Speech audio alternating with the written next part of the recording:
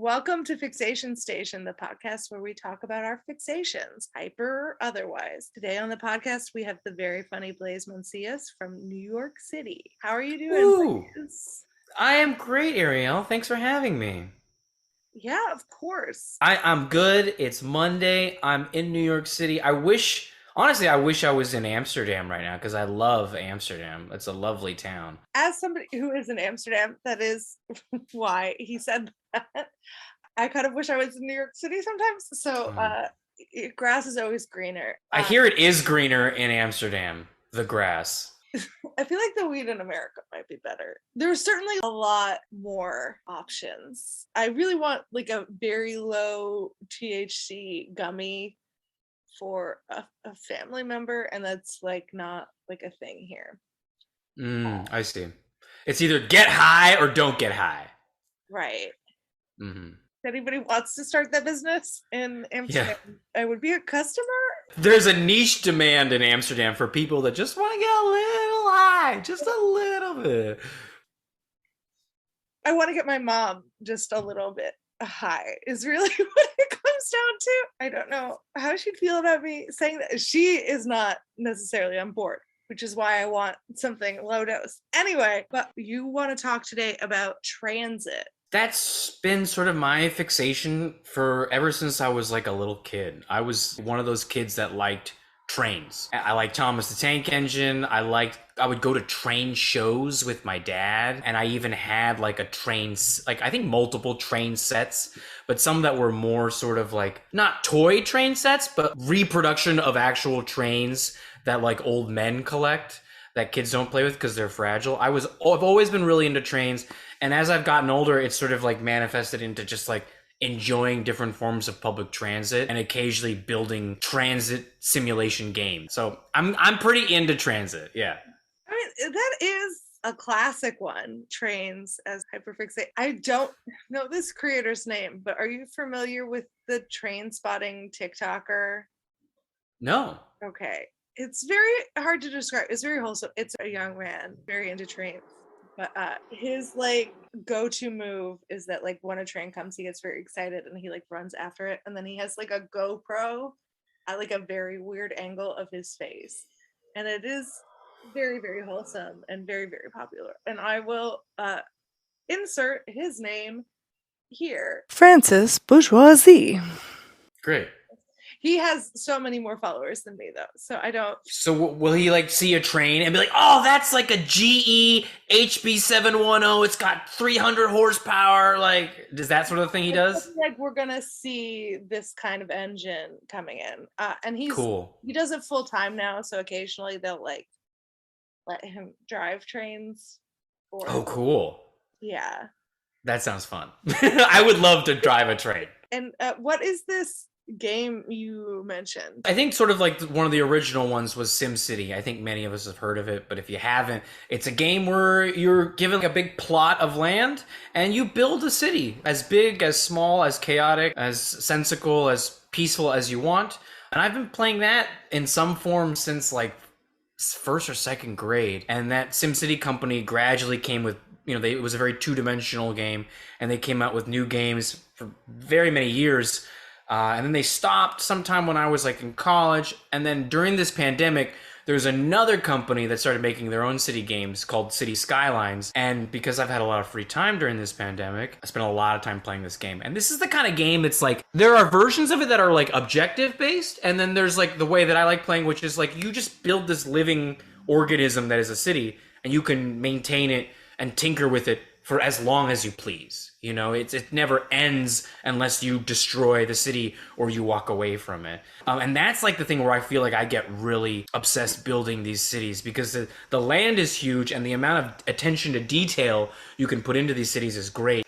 It's like a chain reaction of things. You put a shopping mall here, but then now you have an influx of traffic going to that area. So how do you solve that problem? Do you build like public transit options? Do you put more roads? Or maybe I'll just bulldoze this neighborhood and bring the people closer to the mall. So like everything that you do in the game is like a chain reaction. So like you can play for hours, and it's very easy for me to like turn on the game, and then 2 hours just disappear.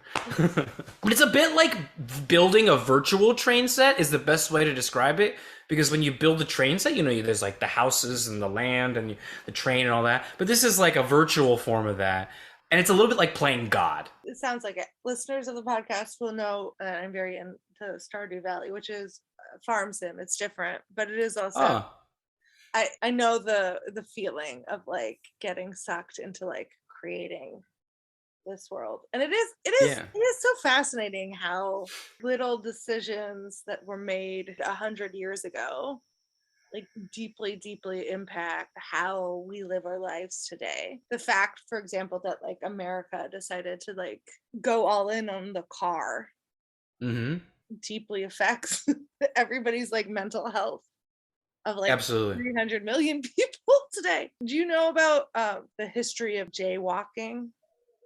No, tell me about it. Okay, so before the car, people played in the street. Children played in the street. People like walked in the middle of the street, and then like if a cart or something was coming, you could like get out in time for the cart to just go by, right? Like because it's not going as fast as a car.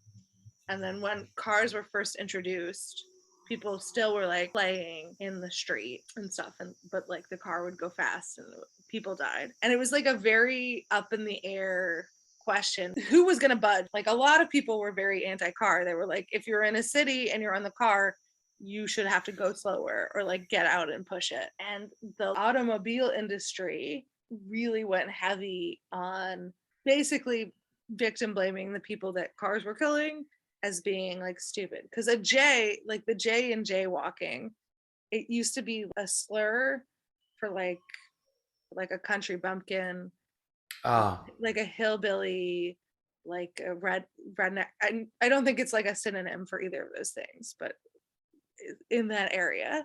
And it was like people really didn't want to be called Jays, like it was really insulting. And so like the car industry like invented the concept of jaywalking and was like, if you're on the street, you're the idiot and you like deserve to die by car.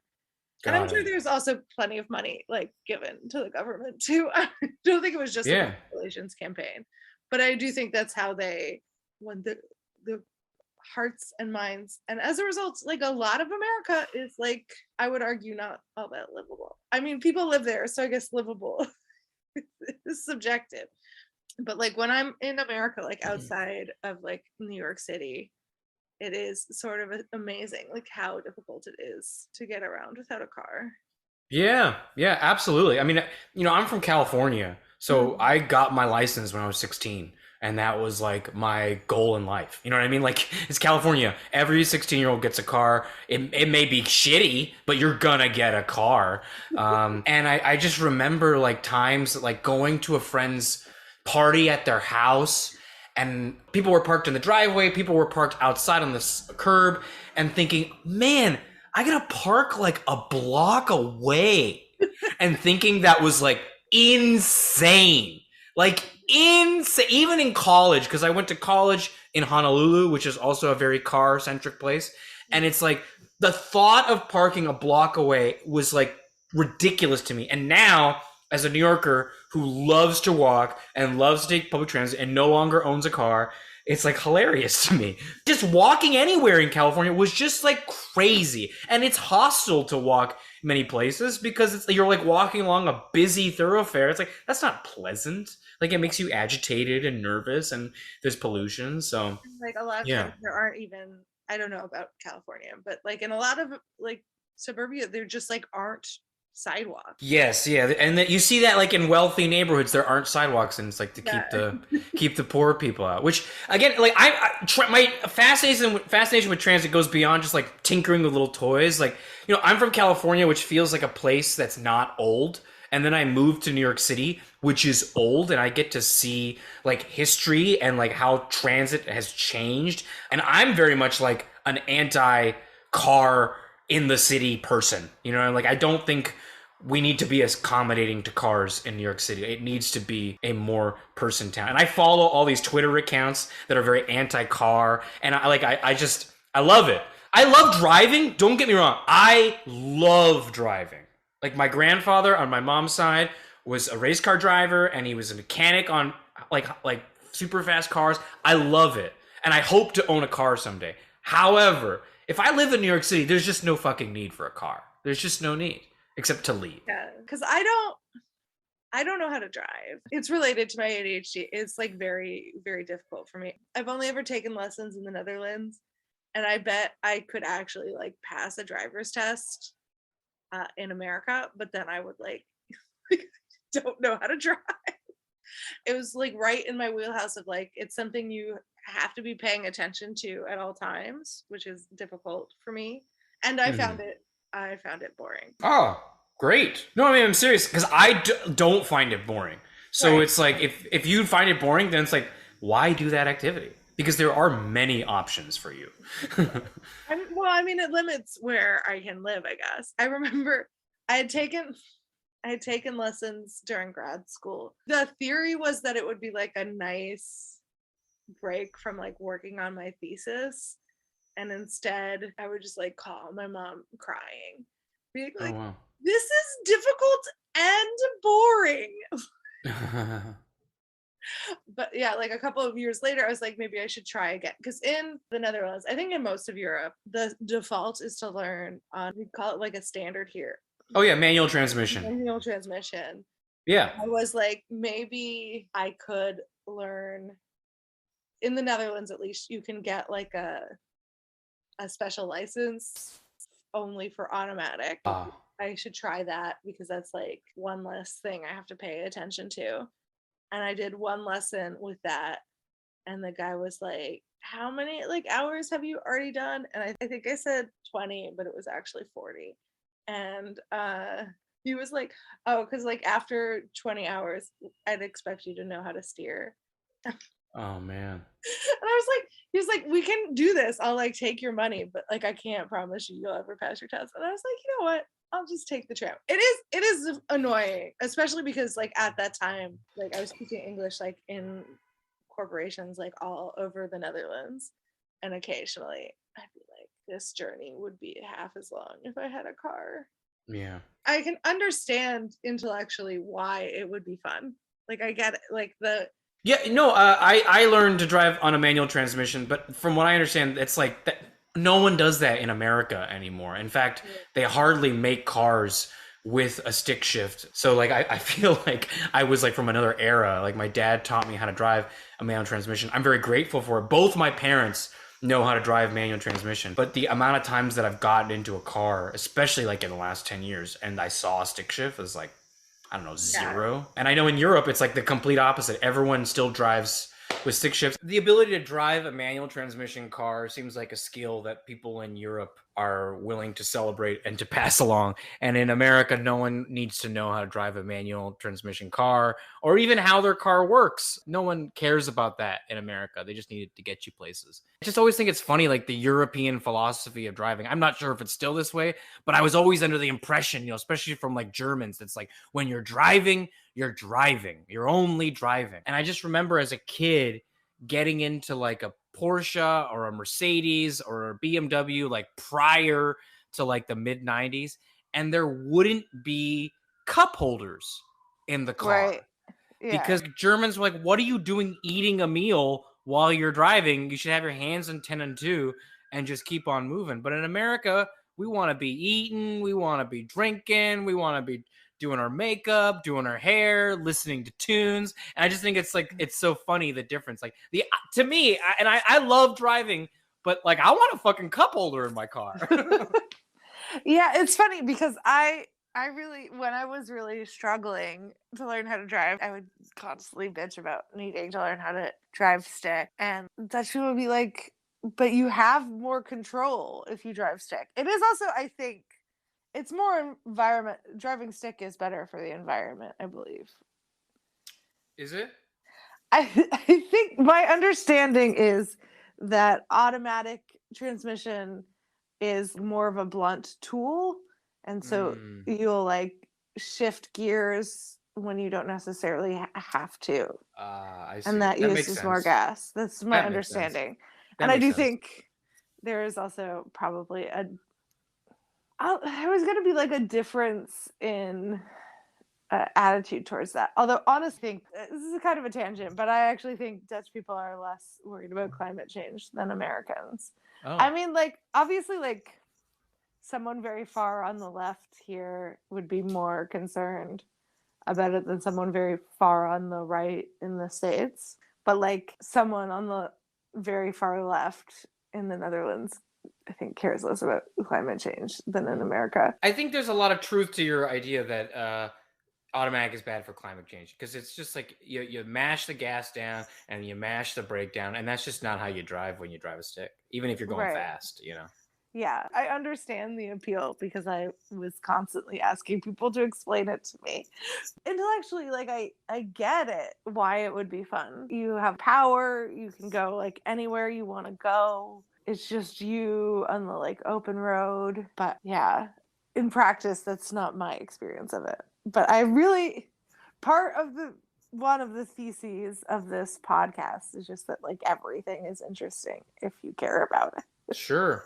Yeah, I find driving to be, because I feel like I'm not good at multitasking. So Mm-hmm. for me, driving feels like a singular activity. Even though it's kind of not, you're doing multiple things as you're doing it, Right. even if you're only driving, but it still feels like a singular activity to me, at least from how it works in my brain. So for me, I love being able to like focus on one thing for a long period of time. That's something that it Yeah. calms me, it relaxes me, it engages me. Whereas I feel like when I have to juggle, I'm not good at juggling. So that's one of the reasons why I love driving. I can see that. It would be very meditative. Yes. Yeah, But you also enjoy public transit, right? I That's, do. yeah. I do love public transit. And as somebody who my only form of public transit growing up was the bus, and that would only be like high school did I take the bus home. It was like the city bus. Very few people did that. I was in a small group of uncool kids that did that.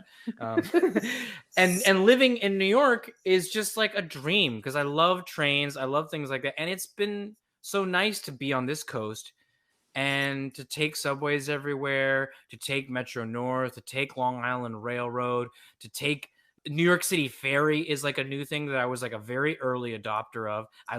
I take the ferry to one of my jobs here in the city. And then it's also just like an exciting part of traveling to other countries and other cities is like getting to see what they have, because every place has their own thing, and sometimes like that's like the fun thing to try. Yeah, for sure. I also really enjoy going to grocery stores when I'm in a different country. I Mm. think it's like where you're like seeing how people really live. I have a question for you. Is there like a Yes. section of the grocery store that when you go to another country, you're like, I gotta see what this section, or is it just you're general to see what they have in stock? I think it's just general. I think it will depend. I think maybe alcohol. I don't it Oh is yeah. funny because I am also like I do really like going to the grocery store in different countries, but except for America. Because I think when grocery stores get too big, I find that incredibly overwhelming. Hmm. Which why I think it's so funny. Did you see that Walmart rendering with No, Meta? no. Walmart put out this video of like what shopping would be like in virtual reality. Okay. It would be like you virtually go to the grocery store basically. And I was just like, this is like this is all of the bad things about going to the grocery store and none of the good like Yes, the yes. like you're just like searching for the jalapenos like Yeah. like Yeah. Thanks for yeah. recreating the experience of walking around. Another problem with like virtual reality that I don't think has occurred to all of the billionaires and millionaires that work in Facebook is that for it to work, you need to be able to have an open space that's sort of like dedicated, Hmm. right? So you can't like trip over your coffee table. Well, Yeah. and I don't think it's occurred to them that a lot of people don't have like A VR room a VR. Yeah, like they don't have like a spare room in their house with nothing in it. with nothing in it. Yeah. But anyway, stop trying to make meta happen. It's basically Seriously. what it comes down Seriously. to. And I mean, that is, in a way, that is transit too, right? It's trying to. I suppose so. You're transporting people. It doesn't It's feel like it's not mass transit though. no, it's anti-transit, maybe. Yeah. Maybe. It's funny to me that the VR technology for like video games has been around for like 10 years and like it didn't catch on, and now they're like, you wouldn't use VR for video games, but maybe you'd use it to like play poker with your boss or something. Yeah, I don't know. Like, I don't know. I hope like It's a weird scenario. No. The reason why I'm using that scenario because in Mark Zuckerberg's introduction to Meta, when he was like showing off all of the features that it could hypothetically have in the future, the scenario was he was like playing cards with like all of his employees. That's funny because it does feel like a gamble every time I go to talk to my boss. So. Right, but it's also just like, wouldn't you want to be able to spend like your free time with your boss? Yeah, exactly. I guess related to transit and billionaires, how do you feel about Elon Musk? Oh boy, I don't want to give him much airtime, but I don't particularly care about his space exploration, and I think he's a pretty terrible person and taking advantage of people, and he's gonna ruin this planet if it's not ruined already. Okay. That's how I feel about Elon Musk. Good. Me too. I mean, not good, but like I agree. To me, the reason why I think he's like related to transit is like I think we have the solution to congestion. Like it is better public transportation, and instead he wants to build tunnels, for example. Mm-hmm. So that more people could use their car. Yeah, for a guy that prides himself on innovation, it's like such a low-tech solution. It's like really mind-boggling to me. It's just what they were doing in the 70s. Let's just build an overpass here. Let's build more freeways. And it's like that's what we've been doing for a while now. Yeah. A tunnel is not the answer to anything. I think it's also just in general, a lot of times these billionaires will come up with very convoluted solutions when, like, for example, he has like this theory behind the Hyperloop, and it's like high speed trains exist and we don't have them. Why don't we just invest in that? I mean, it's funny because I do think he wants to save the world, I think, on one level, probably from a place of narcissism. But I do think he genuinely wants to be kind of like the savior of mankind. But it hasn't occurred to him that he could do that by just like giving people money. Yeah. And that's very funny to me. Yeah. I find it depressing. Yeah. Thanks. Thank you. I'm sorry. It is both, maybe. So do you have any favorite transit vacation stories? Oh yeah. Going to Paris and going to Berlin, my first thought was I can't wait to take. Maybe it's not my first thought, but I was like, I can't wait to take their metro in Berlin and in Paris. Paris is very fun. It feels more like New York. You have a card that you need to get in, to get out. Some of the subways are much more modern, and some of them are a little bit more archaic. But they tend to have uniformity in the stations. Berlin is sort of mind-blowing because the whole entry system is on the honor system. Like there's no cards or gates. You do have to pay for your fare, and then you keep a ticket on you. But the fact that like no one's checking your fare is crazy to me. And like in my mind, I wish that could work in New York, but it won't work in New York.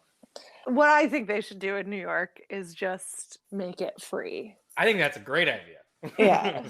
Because we already pay for it in taxes, just pay slightly more in taxes. As someone who grew up in Europe and came back to New York, there are certain things that people think of as obvious that they'll be like, how could you possibly do it any other way? And it's like people all over the world do.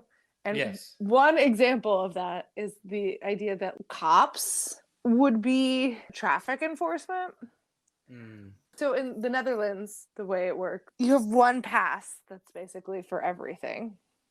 Trains and trams and buses. And most ferries are just free. And you put money on it, or you can buy into different like plans so that things are slightly cheaper if you pay a certain amount of money each month or whatever.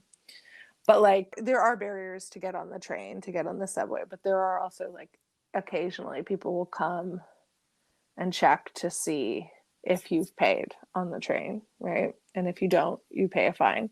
Yeah, I did witness that in Berlin. I was in Berlin, I think, for 6 days, and I Mm-hmm. paid my fare, but I was sort of like, is there people here that don't pay their fare? And I did witness, I didn't a gentleman who was in regular clothes just sort of like made an announcement on the train, and everyone started reaching for their wallets and purses, and I thought we were getting robbed. I'm serious. I thought the guy was like, "All right, this is a stick up. Give me your money." Like, because he seemed like kind of not happy. And I'm like, oh shit, we're about to get robbed in Berlin. And then I saw each person hand them like a ticket. I'm like, okay, thank God. But there was like a teenage couple that clearly didn't pay their fare, and they had to step off without really much incident at the next station. So they do check. But Yeah. that was wild to me. I have occasionally in Germany, like on the train system, like between cities, not like a subway system. Mm-hmm. I spent my summers in kind of rural Germany, and occasionally the ticket machine, like you literally couldn't buy a ticket till you get on the train. And then if the conductor came, you could just buy a ticket as well. That's nice. But my point is that in a lot of countries, the idea that full-blown police officers would be like the enforcement mechanism over, say, like a conductor is like unheard of. So whenever to people in New York who are like, but we need cops to enforce the subway rules. Who else is going to do it? And it's like conductors. Yeah. Those two trains. Yeah, Berlin subway, Paris subway was pretty awesome. I feel like when you're in Europe, you got to take a funicular wherever you go. There's always like some town with a funicular, and you don't see those in America too often. No, I mean there is one in New York City, right? There is. But to like Roosevelt Island. Oh, I thought that was like a gondola. Okay, maybe I don't know that. What's the difference between a gondola and a funicular? So, from what I believe in my amateur transit knowledge, I believe a funicular is much like a gondola in that it goes between just 2 points back and forth, usually up a hill and down a hill. And it is often pulled by a cable, but a cable beneath the car or track in which it's riding. Whereas a gondola, the cable is above the vehicle that's traveling, and then the passenger car hangs below the cable. Okay. So that's the sort of difference. Like Roosevelt Island has the gondola, which hangs between Roosevelt Island and the east side of Manhattan. Yeah. Whereas like I've been on a funicular in Italy or in France, in Lyon, and it's just like a little tiny subway car that goes back and forth. And it's funny how those are kind of like all over Europe. Yeah, there are less of them in the Netherlands because there just aren't that many hills. Not very hilly, yeah. I have been to Amsterdam and ridden the light rail there. It's very easy to use. And I have taken whatever is the bigger train to get you from the airport into Amsterdam, and then the train from Amsterdam to The Hague. And I think the thing that blows my mind when I go pretty much any transit system outside of America is the ease of figuring it out. Because I think when you come to New York, it's not easy to figure out. Like, it's really confusing. Stations all look different. Sometimes you have platforms moving in opposite directions, or trains moving in opposite directions on one platform. Sometimes you have them separated. But viewfinding, the maps, all of it seems to be so much more thought out and easier for users in Europe. Like, it's not just the fact that they have transit, it's that they make it easier for you to use. Right. And I think it's amazing that I can go to Amsterdam or go to Paris and I've never been there and I can figure out the subway. Right. Have you been to London? I have not. Okay. You should go. One of the interesting things they did there that they should. So the metro map there is like iconic, right? And like easy to follow. But one thing they realized, because it was such an easy to use map, people were taking the subway when they didn't necessarily need to, because they didn't know like what was walking distance or not, because the map is not to scale. Right. So they've now, and by now I mean like I think 10, maybe 15 years. God, I'm old. They put these in-depth signs outside of like almost every tube stop, and it'll be like a circle of like, this is what's within like a 5-minute walk. This is what's within like a 15-minute walk. So So cool. people who are trying to get to one place to another can like look at that before taking the subway. And that's very cool That is really project. cool. So they would have like a point of interest. So like if you took the L to Bedford, they'd be like, "Oh, McCarran Park is 8 minutes in this direction." Right. Yeah. It would have like a circle on the map with the radius is about a 5-minute walk and then a bigger Oh, I circle see. and then yeah, like all of the landmarks in it. That's really cool. I think that's Yeah. really smart and a great way to integrate transit into just the walking culture, right? Right, yeah. And also occasionally I would just use it to be like if I'm like waiting for a friend or something, I'd just be like, what are the tourists looking for? Like what did the city think was like important in this neighborhood to flag? So that's like Uh, another way to use it. And I think that would be great to use. Not that I think the subway map is that intuitive. And no, it's not. I know the subway map very well, but I've been living here for 12 years. And I can safely say those first few years, I feel like when you ride the subway in New York, you know your subway. Like you know right. the line that gets you from your house to your work and to maybe the person you sleep with. But like that's it. And then the longer you live in New York, the more jobs you get, or at least this has been my experience, you start to like expand your network of what you Right. know. It's funny because yesterday I had baseball practice. I played baseball in New York City. And the only thing that's remotely transit related to that is for whatever reason, every place that I've ever played or practiced baseball in New York City is in the most godforsaken part of New York City that is usually the most inaccessible to transit. And so, like yesterday, I took a short 20-minute ride to Long Island City and then a 20-minute walk through like an empty Mm. industrial neighborhood. And I kind of like it because if I didn't have baseball, I wouldn't have gone like yesterday I went to a train station that I've never been to in 12 years. And Oh I've wow. passed by it many, many times. It's not far from a lot of places I go, but I've never been in that station. And so that was also kind of like exciting for me yesterday because many people who are not from New York or don't know history about New York Transit is like a lot of the subways. There was 3 different private subway companies at one time. Mm. So each company had their own way of building stations. And so they're all kind of like different. And so that's kind of like a fun and exciting thing. Is like, yeah, they all kind of smell like piss, but like, oh, there's cool archways or different types of architecture. And I think that's Mm. also really cool to see. Yeah. Another thing that I find kind of frustrating about New York is I always lived in Manhattan, so I don't really have a right to complain, but that all roads lead to Manhattan. So, like, Mhm. Queens and Brooklyn are next to each other. And yet, if you want to go from one to the other, you have to go almost always on transit, like through the island of Manhattan. This is true. The G train and sort of the M are like the 2 bridges that connect Brooklyn and Queens in Right. terms of transit, and they're not helpful.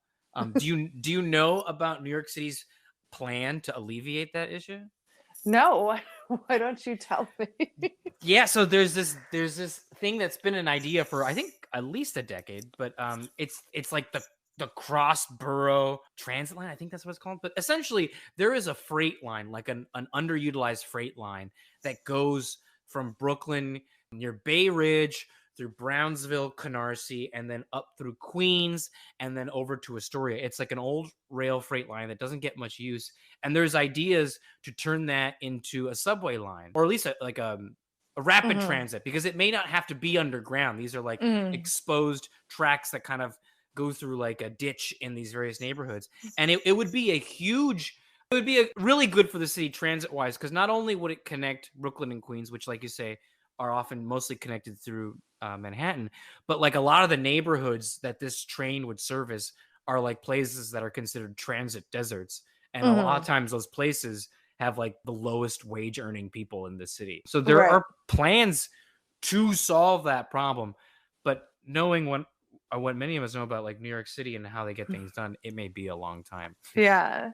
I mean, they got that Second Avenue subway eventually. Sure, but So. that was like 100 years in the making. And I'm not even kidding. There's been ideas to make that subway for a very long time.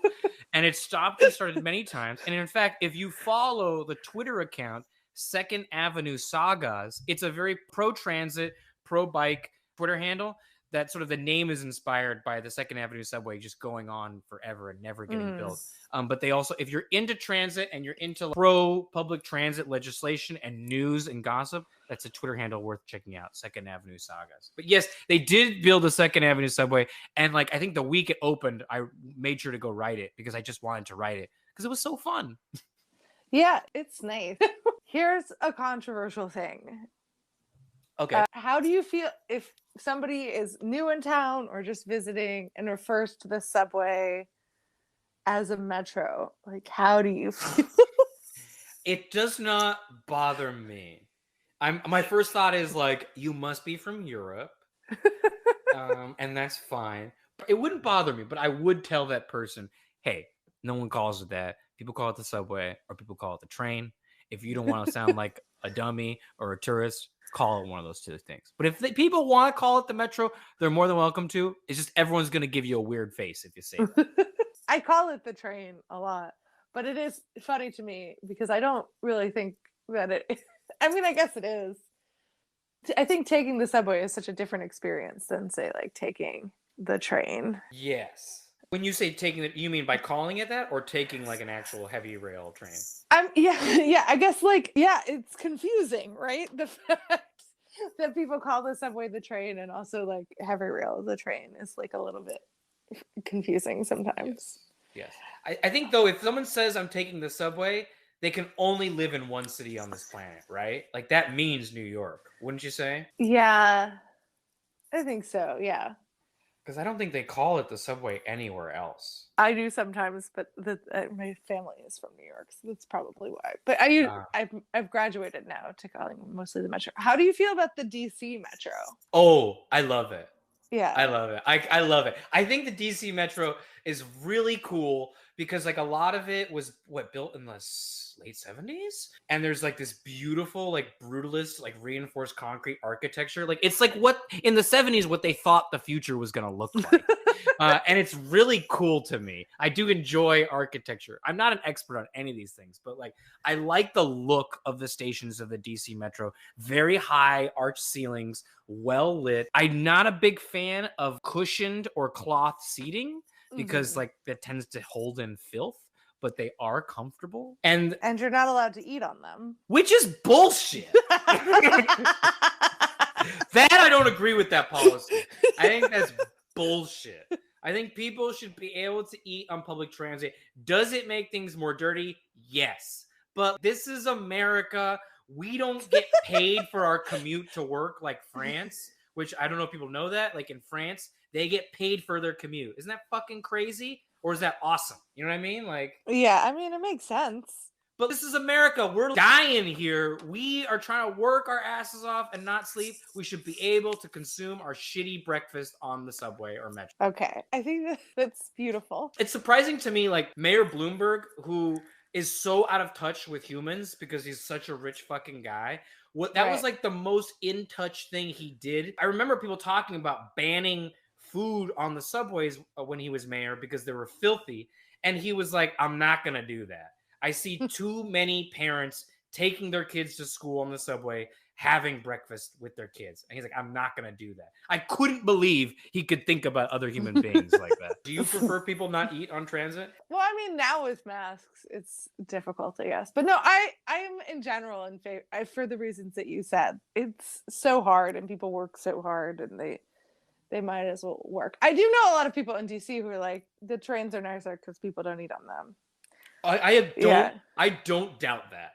Yeah, but I also like the DC Metro also covers like a really wide area, and I can imagine you could be on there for like 2 hours. You know what I mean? And yeah. Same with New York City subway. It's like you could be on it for, if you're going to the Rockaways, that might be an hour and a half trip if you're coming from parts of Manhattan or even the Bronx. You could be on it from 2 hours if you're going to Brooklyn. Right. It's funny. I was in San Francisco recently, which is a horrible transit town. If you like taking public transit, it sucks. There's a light rail that sometimes goes underground called Muni, and it doesn't really go anywhere that you need to go.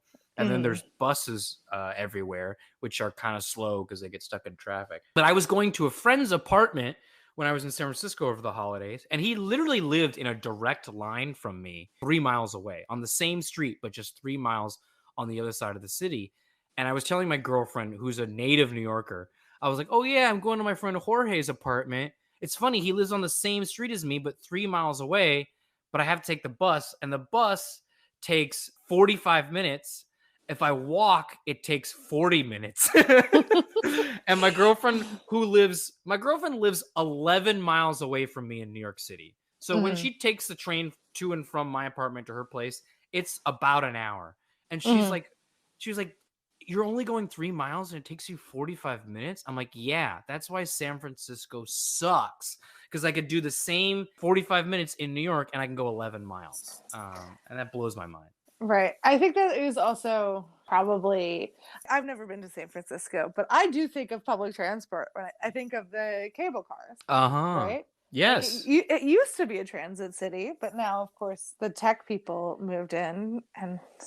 Yeah, so I mean, if you want to get into, I can get into that. So like, yeah, there are the cable cars, which are awesome, but they're sort of like in a novelty sort of piece of transit right now. They don't quite go where you need them to go. They cost more than a bus, and they're not as really? They do cost more. Yeah, it's sort of like you're paying for the maintenance of this antique form of transit, you know? Okay. But yes, the thing is with the tech and this is like a thing that really bothers me, is so San Francisco's always been known as this town of like weirdos and things like that.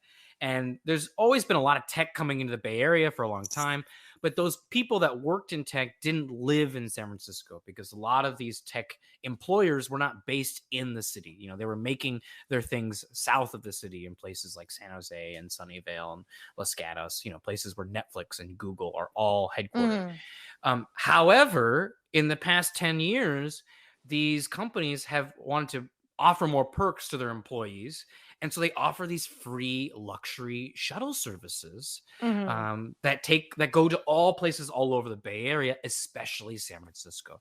So you're seeing all these super high earning tech workers that are moving to San Francisco because it's cool. It's San Francisco. You're living in a city, but they're not taking the heavy rail or the like local buses to get them to their jobs outside of the city. They're taking these luxury buses that have internet and breakfast and all that shit, and they're clogging up the roads, and then they're driving up this rent in the city and pushing out all the weirdos. And it's really such a bummer because there is transit options for these people to take the train, and maybe they're not as luxurious and not as nice. I guarantee that. But it's a real big bummer. And like you said, I would rather see Google and Facebook and these companies that are along transit corridors invest in the transit as opposed to just being self-serving to their employees. Right. Yeah, because tech has been in that valley for 20 years. If they had been using the public transportation, like if the people who worked high up in those companies were using the public transportation, I guarantee you the public transportation situation would be a lot better. Yeah. Now. Yeah. It's very frustrating. But yeah, San Francisco's not a great transit town. It's still very car centric, and there's a lot of apartment buildings that come with parking garages. So like a lot of people in San Francisco have cars, which is a bummer. To be fair, not the most walkable city depending on which neighborhood you live in, because the hills are very severe. Right. I have an observation that is from like a while ago, and I don't know how to get back there, so I'm just gonna do it. Okay. We were talking about the impact transit can have on your life. And I was just thinking, so like in the Netherlands, in heavy rail, there are fast trains. And then they used to be called stop trains, but I think because they made more stops. But I think actually they changed it to Sprinter because tourists... Marketing. Yeah, tourists were like, it makes perfect sense in Dutch, but like a lot of tourists were constantly being like, I want a train that goes, not a train that stops. And exactly. Like... the train hired a PR person. You're emphasizing the wrong thing right now. Yeah, but they were also transitioning to like physically different trains. And the new Sprinters were not going to have bathrooms. Oh. And I remember there was this kid in my Dutch class, and we used to have to bring in current events. and he brought in an article about how the new Sprinter trains were not going to have bathrooms. The thinking being that they make all of the stops, so you're not going to be on it for a long time, because if you're going to be on it for a long time, you'd be on an inner city train. But he brought in this article about how those trains weren't going to have bathrooms, and the teacher was so mad at him because she didn't think it was real news. And I think about that all the time, because like I think that policy decision to like not have bathrooms on the stop trains has impacted my life so much more than any other piece of news. Yeah, I absolutely. I would classify this. I'm not sure if this counts, but I would classify this like under like hostile architecture. Interesting. And for those of people that are not aware of that, hostile architecture is things like when you build a public bench and people put certain partitions in the bench so you can't lay down on it comfortably, to keep people without homes from loitering or spending too much time on it. That I think, or like spikes on flat surfaces. correct. So, yeah, people don't sit on it, and I feel like not having a bathroom, that's hostile architecture. You don't want people spending more time on that transit, and I feel like more often than not, the people that end up spending the most time on public transit are the people that are working hard and making no money, and their lives are tough. And I think they would love a little bit of relief to like use a bathroom. Something that's interesting that's happening here in New York City is they opened this brand new Moynihan train hall. It's like an extension to Penn Station, which is a horrid place. If anyone's ever been, it's one of the worst places you could go on Manhattan. And the thing that's so frustrating about Penn Station is that it used to be beautiful. It used to be one of the most gorgeous buildings on this island, and the car killed it.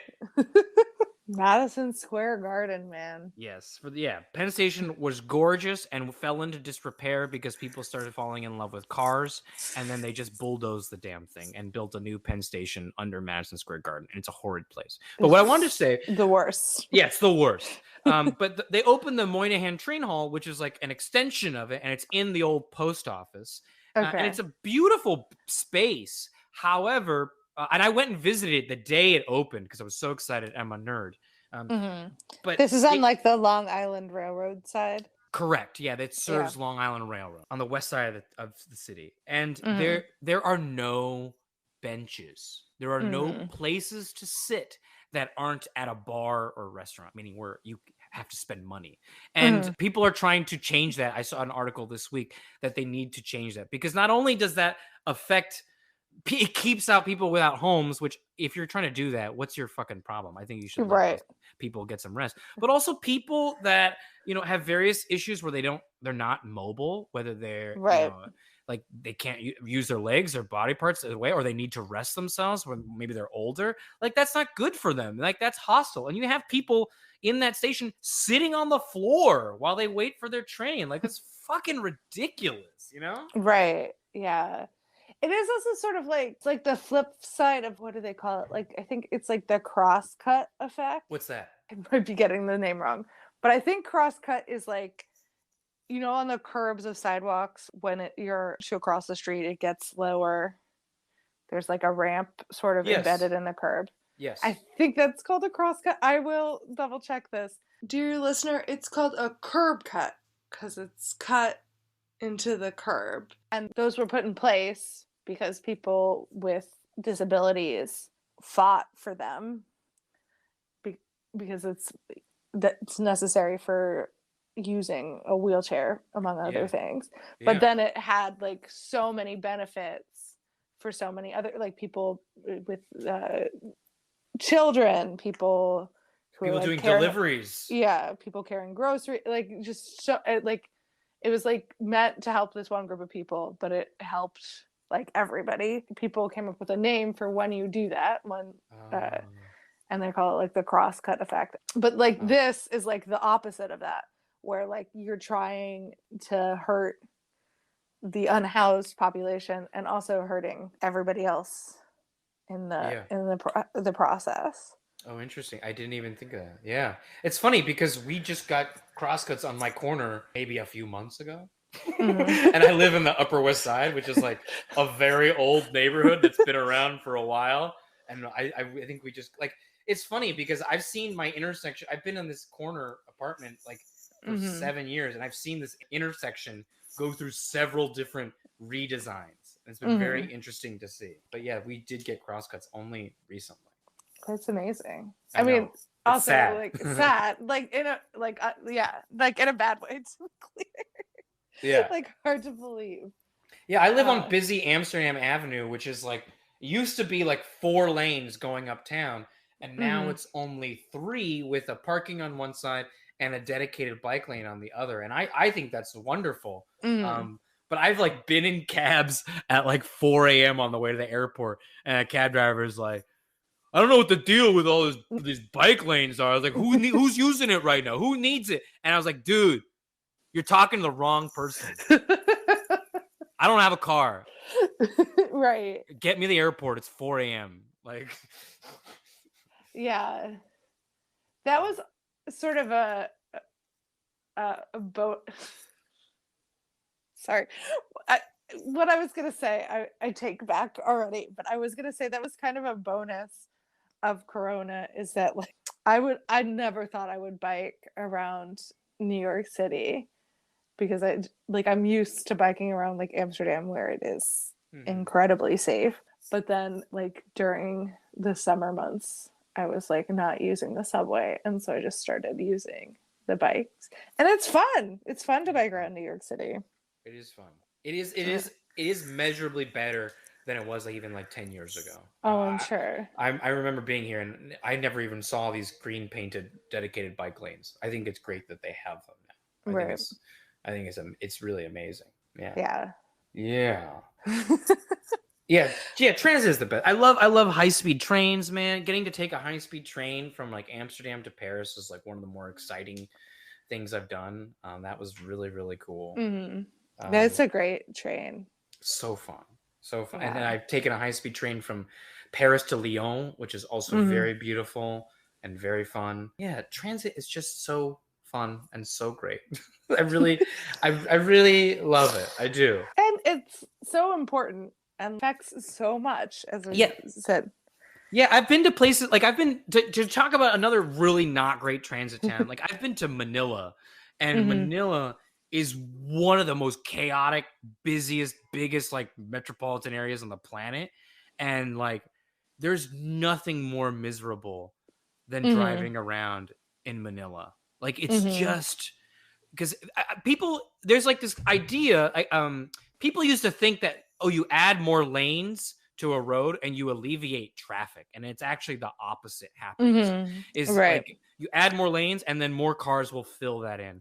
Whereas things like road diets is what they call them, is like when they take big wide lane or streets and they narrow them, it tends to alleviate traffic and make things safer for pedestrians. And there's like this main thoroughfare in Manila called the EDSA, and it's like 5-6 lanes. I mean, it's just insanely big and busy, and there's all forms of buses and cars and freight and mopeds.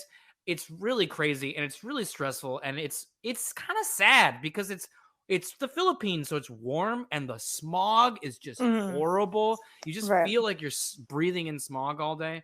That's like a really tough city for pedestrians is Manila. It's tough to get around. A lot of places that are just hostile to people in the streets. I do want to share, though, the one form of transit that I took in the Philippines that was very fun. There's these things called the jeepney in the Philippines, which when the Americans came and occupied, they left a lot of their military gear, including jeeps. And a lot of Filipinos refashioned them into like these little buses where people could hop on and pay a fare. And there's sort of like a national transit icon for the Philippines. You see them all over the country. And I got to take those a few times. They're very fun because they're not like city run. It's just individual operators who all like to decorate their jeepneys in very like extravagant and like flamboyant colors and designs. Sometimes they're themed. You know, someone's like, maybe they're really into like the Hulk, so they make their jeepney look like the Hulk. It's so fun. Yeah, if you go to the Philippines, that's like one of those things you got to do, is you got to ride a jeepney. It's so much fun. Okay. So we got a lot of places you need to travel on this. Yes. I think this has been great, Blaze. Thank you so much for doing this. Absolutely. This was so fun. Thank you for letting me talk about my obsession and my fascination with transit because not everyone allows me that opportunity. Well, that is sort of the conceit of the podcast. Thank you. It's But brilliant. Yeah, thank you. Do you have anything you want to plug? Sure. If people like listening to podcasts, which if you're listening to this one, I imagine you do, I have this really fun podcast that's great for people that like reading and people that don't like reading alike. It's called, it's true. It's called Let's Get Lit. And every episode, I read a chapter from The War of the Worlds. And then there's a different guest comedian that comes on and they provide their own jokes, commentary. They interrupt me and get to say whatever they want. So it's a little bit like Mystery Science Theater 3000, but for books. So if you're interested in that, you can listen to that anywhere you get your podcast. Let's Get Lit. And if you happen to be in the New York City area, you can always look up and see if I've got a Let's Get Lit going on in New York City, because I do have a live version of that show as well. It's very fun live show, very fun podcast. Thank you. Yeah. And also you should follow Blaze on social media too. Blaze, do you want to? Yeah, you can find me at Blaze Mancillas, BlazeMancillas. And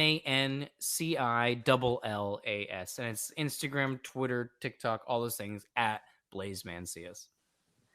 Great. Thank you for listening. And if you want to rate and review this podcast highly, that is very helpful. I think particularly on Apple Podcasts, but whatever platform you use. Thanks, Blaze. Thank you. Okay. Bye. Big